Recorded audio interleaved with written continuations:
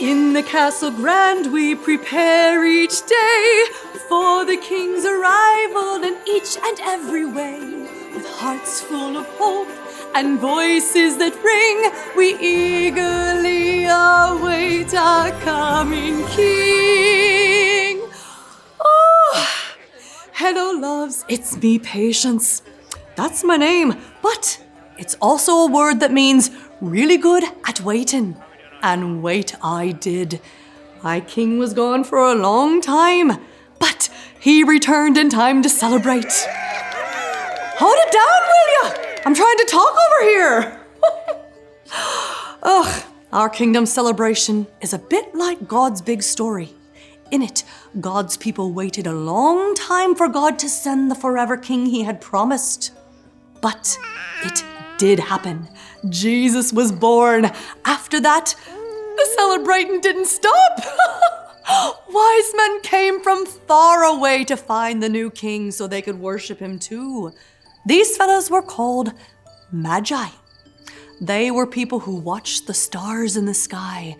And because of one especially bright star, they traveled to a city called Jerusalem. The Magi knew that the great king had been born. When they got to Jerusalem, they started talking to folks. Where's the baby king? We saw his star. We're here to worship him. When the King Herod heard about this, oh, bother was he ever mad. He was the king of Judea, and he didn't like the idea of anyone worshiping a different king. So he secretly called for the Magi and found out when the star had appeared. Then he told them to go find the child and let him know as soon as they found him.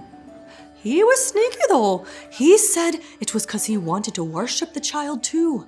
But that was a lie. He just wanted to hurt Jesus. He may have thought he was sneaky, but God knew what he was up to and told the Magi not to tell Herod where Jesus was. The Magi kept following the star until it stopped over a house in Bethlehem. They were so excited to meet the king when they arrived at the house and found Jesus with his mother Mary. They bowed down and worshipped him right then and there.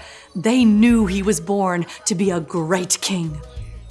The Magi gave Jesus some shiny and sweet-smelling gifts: gold, frankincense, and myrrh. Just the sort of fancy things you would give a king.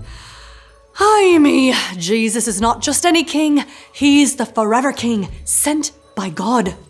Forever means we don't ever stop worshiping him. He was king that day in Bethlehem. He's king today, and he'll be king forever. Jesus is the king we worship.